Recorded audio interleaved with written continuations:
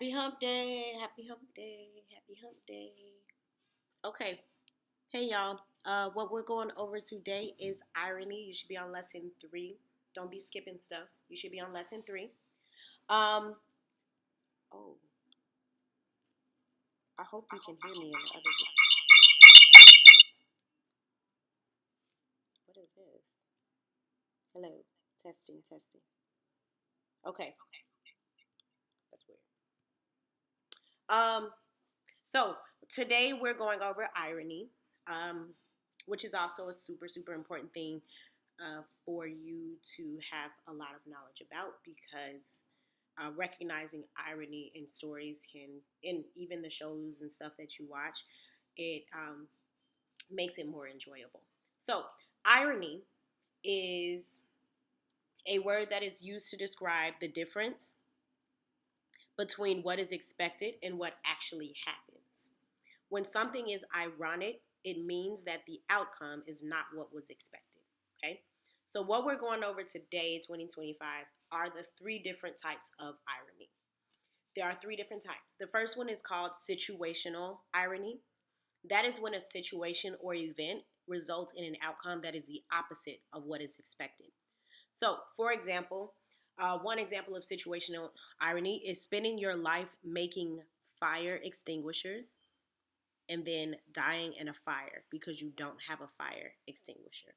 You would expect someone who makes fire extinguishers for a living to have a, to have them in their home. So someone who makes fire extinguishers dying from a fire is the opposite of what you would expect. Okay, so that's situational irony. Verbal irony is when a writer, speaker, or narrator says one thing when he really means the opposite.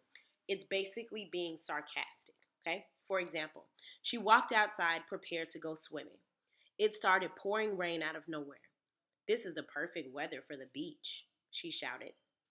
She's being sarcastic. She was ready. She had her swimming suit, she had her towel, she had her shades and her suntan lotion. She was ready to go swimming, okay? But then it started pouring rain. She's being sarcastic. It's not the perfect weather, okay? So that's verbal irony. Then, dramatic irony is when the audience of a play or the reader of a story knows something that the characters in the play, movie, or story don't know. This is my favorite one because it leads to suspense. So, for example, if you're watching a play where a man is trying to secure his home to prevent a killer from coming in, like they're locking the doors, they're pushing furniture up against the doors, but the audience knows that the killer is waiting in the closet. So we know something as the audience that the character doesn't know. That's dramatic irony, and it creates suspense in a story, okay? So those are the 3 types. What you're going to do is you're going to read a passage and you're just going to determine which type of irony it is. So scroll down to the model. I'm going to do the first one, and you all can just type in my answers as I speak. Number 1, while walking home from work, Lake Park Mall security guard Scott Thornton thought about his day. A shoplifter had outrun him. He had lost the keys to the golf cart, and a group of skateboarders had made fun of his weight. Things had not gone so well. Scott was so deep in thought that he did not even notice that he had stumbled onto a movie set.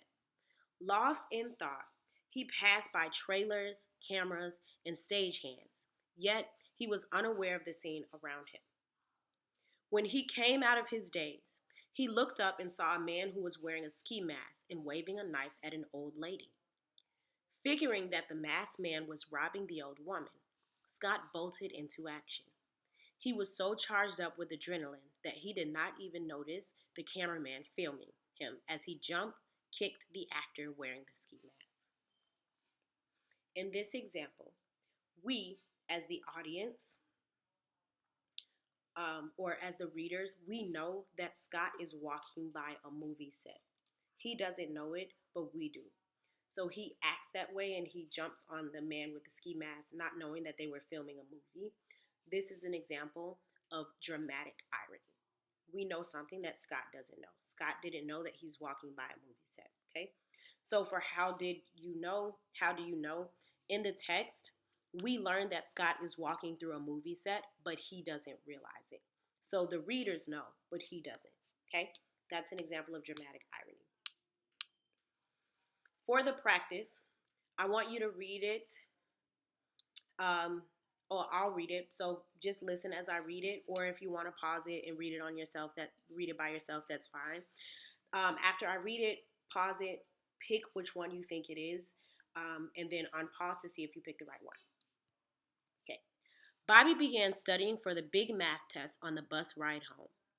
He tried to study while walking home from the bus, but recognized that this as a bad idea after bumping into a lamppost. When he got home, he didn't watch any TV because he was studying so intensely. He completed the study guide that Mr. Morris gave him, and then he completed one that he had made himself.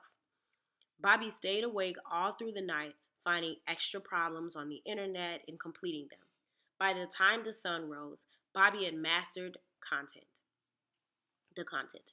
He felt prepared as he entered the classroom. He sharpened his pencil, sat at his desk, put his head down, fell asleep, and failed his test. Pause it. Pick which type of irony this is. Okay. If you picked situational irony, that is correct.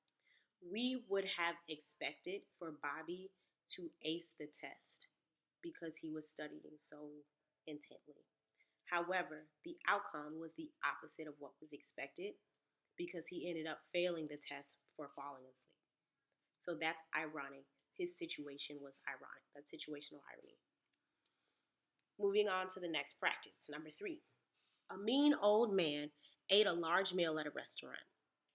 The waitress tried to provide him with excellent service, but every time she brought him a dish, he complained.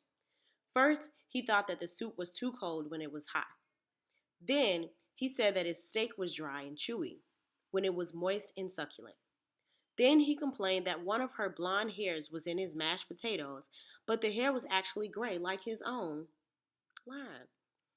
She remained patient and continued to try to help him until the end of the meal, when he left her a quarter for a tip.